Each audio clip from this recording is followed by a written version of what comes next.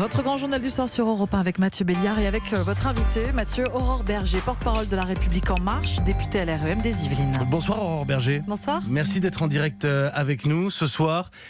Philippe Martinez de la CGT parle de répression inouïe dans le cortège des manifestations à Paris. Philippe Martinez de la CGT qui a dû quitter le cortège pour y revenir ensuite. La FSU également qui a quitté le cortège. Est-ce que comme le sous-entend Philippe Martinez, la CGT était visée ? La CGT n'a évidemment jamais été visée par les forces de l'ordre. Par contre, les leaders syndicaux et un certain nombre de personnes qui manifestaient étaient visés par des gens ultra-violents qui cherchaient à se former en Black Bloc, qui ont à chaque fois été mis en défaite par les forces de l'ordre, qui les ont protégés. Et notre responsabilité, la responsabilité de l'État, c'est de protéger ceux qui veulent manifester et c'est de ne pas les mettre en risque, y compris dans le cadre de ces manifestations. Donc le fait qu'il ait été à un moment sorti pour être protégé et ensuite réintégré au cortège, c'est justement pour qu'il n'y ait aucune violence qui puisse lui être faite.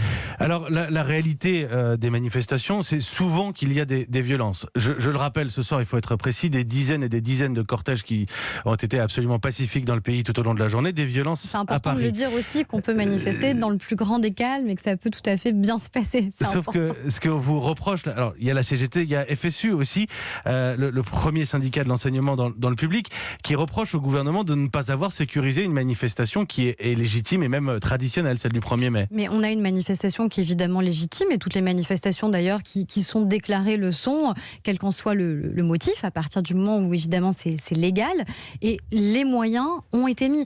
Souvenez-vous de ce qui s'est passé il y a un an. Il faut savoir reconnaître à un moment ses erreurs. On a vu il y a un an qu'il y avait eu des difficultés majeures sur le maintien de l'ordre, qu'il y avait eu la formation de Black Bloc.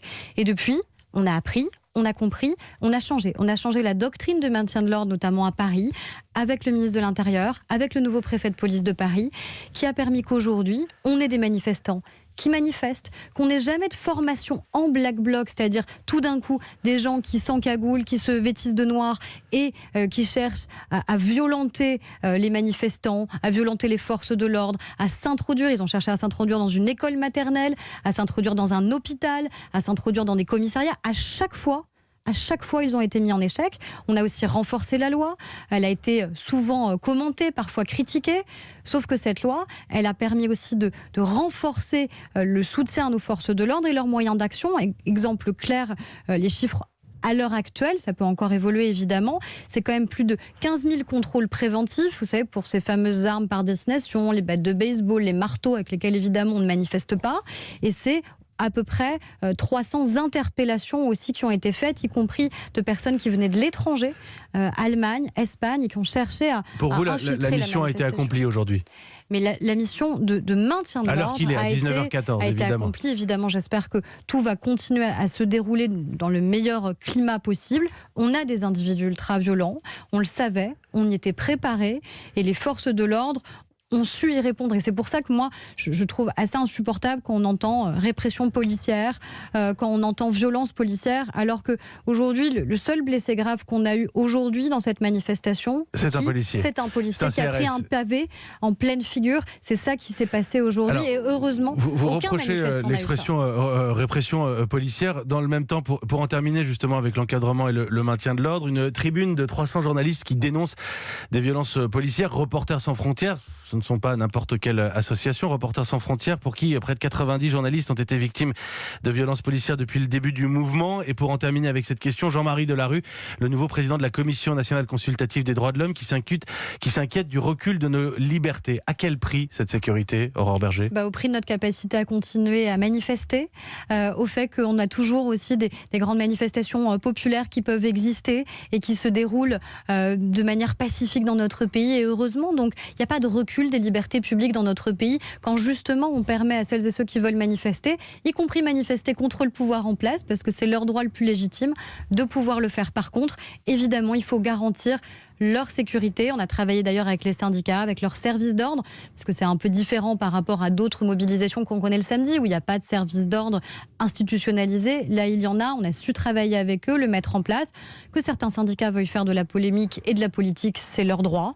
Je le regrette. Mais ce ne sont pas les syndicats, hein. Ce sont des journalistes, les Reporters sans et frontières. Après, sur la question des journalistes, les journalistes doivent pouvoir dire montrer, interpréter, analyser avec leur regard, et ils ont le droit d'être en désaccord. Par contre, il y a des règles qui s'appliquent à tous.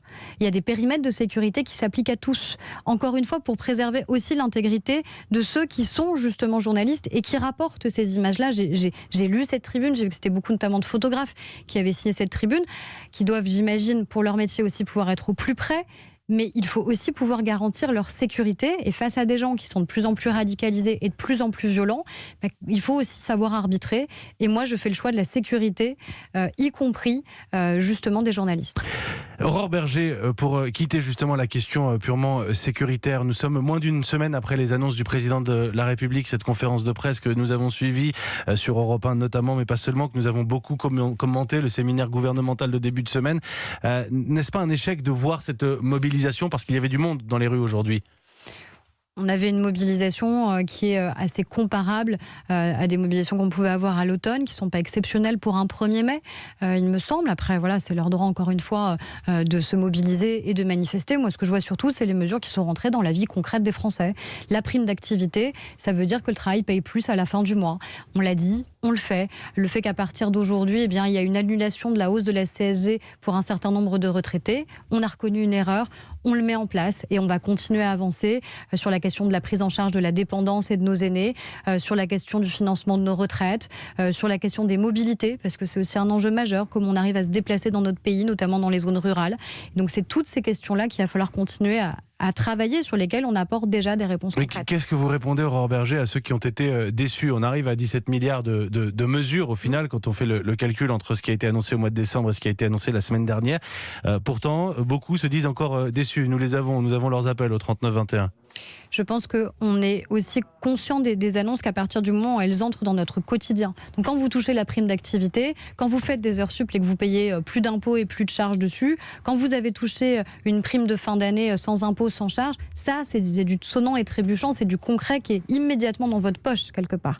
Quand vous n'êtes pas encore immédiatement concerné par les mesures, forcément je peux comprendre que l'attente puisse se transformer en déception. Et donc c'est pour ça qu'il faut continuer à avancer, c'est pour ça qu'il faut supprimer la taxe d'habitation pour 100% des Français. C'est pour ça qu'il faut continuer à avancer sur la formation professionnelle, notamment pour ceux qui sont les plus éloignés de l'emploi. C'est pour ça qu'il faut miser sur l'école. Et l'école, en effet, ce sont des réformes qui ne prennent pas 1 ou 2 ans, mais se dire que les enfants qui ont bénéficié depuis 2017 de classes dédoublées en CP et en CE1, ces enfants-là, ils sont en capacité aujourd'hui de mieux réussir, de mieux apprendre, de mieux s'intégrer dans la société qu'ils ne le pouvaient auparavant.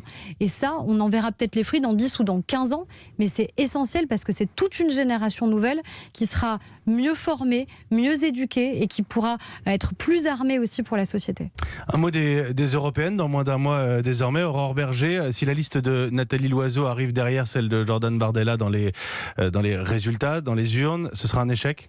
Et moi, je fais tout pour que la liste de Nathalie Loiseau soit en tête, la liste Renaissance soit en tête, parce que je pense que c'est aussi un message fort que la France doit envoyer, de faire en sorte que les populistes ne soient pas en tête dans notre pays. Moi, j'ai très peur qu'on ait, au soir du 26 mai, une carte de l'Union européenne qui soit une carte brune, avec de plus en plus l'extrême droite et les populistes qui soient en tête. Quand on voit qu'en Espagne, on a 24 députés d'extrême droite qui ont été élus, ce qui est une première dans ces proportions-là. Quand on voit ce qui se passe en Italie, ça veut dire qu'à nos frontières immédiates, le danger est réel. Donc c'est pas un fantasme, c'est pas une peur qu'on agite, c'est quelque chose qui malheureusement est en jeu. Donc ce serait un échec d'arriver derrière M. Bardella. Mais moi je me mets pas dans l'optique d'un échec, non, je mets dans l'optique du fait qu'on va... Vous allez réussir parce que vous serez devant, mais sinon c'est un échec. On va tous, j'espère, réussir à mobiliser. Il y a beaucoup de Français qui ont dit qu'ils devaient reprendre la parole. La première responsabilité aussi des citoyens, c'est de s'emparer de leur bulletin de vote le 26 mai prochain, de venir aux urnes et de voter. Et j'espère déjà qu'on aura une vraie mobilisation des Français pour voter le 26 mai prochain aux européennes. Et ensuite, on va tout faire pour que la liste Renaissance soit en tête et que le populisme soit défait dans notre pays. Merci Aurore Berger. Merci à vous. Merci d'être venu répondre à nos questions ce soir. Député La République En Marche des Yvelines, porte-parole de La République En Marche. Il est 19h20 sur Europe 1. 17h, 20h. Mathieu Béliard sur Europe 1. Le rappel de l'info avec Marion.